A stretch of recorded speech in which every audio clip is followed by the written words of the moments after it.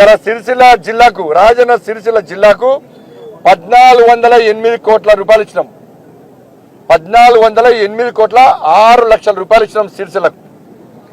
ఉపాధి హామీ కోసం, ఉపాధి హామీ పథకం కోసం 385 కోట్ల 4 లక్షల రూపాయలు ఇచ్చినాం. మెటీరియల్ కంపెనీ మెటీరియల్ కోసం 213 కోట్ల 1 లక్ష రూపాయలు ఇచ్చినాం. మొక్కల పెంపకం కోసం 266 కోట్ల 80 లక్షల రూపాయలు ఇచ్చినాం. ఈ స్వయం ప్రకటిత మేధావి కానీ ట్విట్టర్ టిల్లు కానీ ఇవాళ ఆన్సర్ చెప్పు. 266 కోట్లు ఈ సిరిసిల్ల జిల్లాకు కేంద్ర ప్రభుత్వం చెట్లు నాటడానికి ఇచ్చింది. ఏడవైనా చెట్లు ఉన్నాయని ఎక్కడైనా? ఈ 266 కోట్లు సిరిసిల్ల జిల్లాలో చెట్లు నాటే సిరిసిల్ల మొత్తం అడుగు లెక్క కావాలి.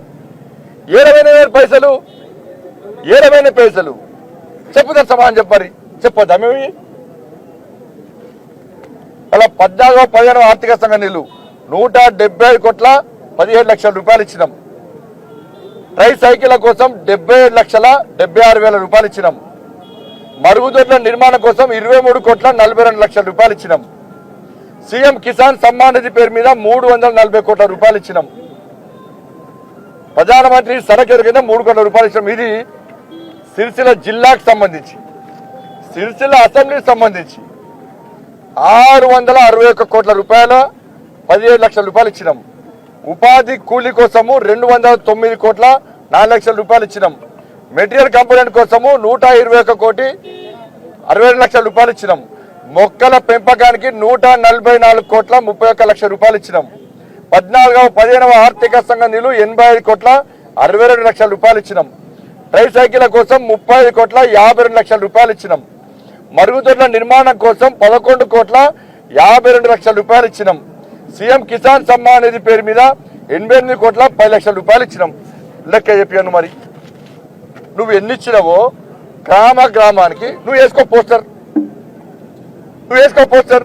దేశం మొత్తం ఇచ్చిర్రు, మేమెందుకు ఇక్కడనే ఇచ్చిరంటే మరి దేశం మొత్తము ప్రధానమంత్రి ఆవాస్ యోజన ఇల్లు కట్టిస్తాం. నువ్వు ఎందుకు ఇల్లు కట్టియలే?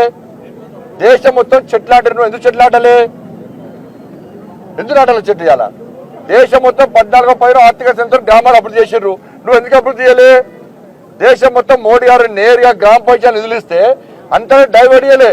మీ అయ్యా ఎందుకు డైవర్ట్ చేసిన నిధులని? కాబట్టి వాస్తవాలను పక్కదారి పట్టించే ప్రయత్నం బీఆర్ఎస్ పార్టీ చేస్తున్నది. బీఆర్ఎస్ పార్టీకి పరోక్షంగా కాంగ్రెస్ పార్టీ మద్దతు ఇస్తున్నది.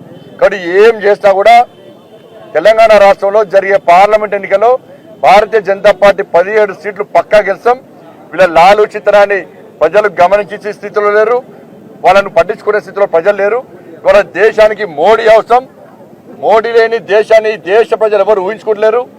ఈ దేశాన్ని రక్షింపబడాలంటే, పేదలు బాగుపడాలంటే, రామరాజ్యం రావాలంటే, రామరాజ్యం తిరిగి పునర్నిర్మాణం ఇంకా జరగాలంటే, కొనసాగాలంటే నరేంద్ర మోడీ ప్రభుత్వం రావాలని ప్రజలు చూస్తున్నారు. కాబట్టి ఇవాళ ప్రజలు ఆలోచించాల్సిందిగా అందరికీ అప్పీల్ చేస్తా ఉన్నాను.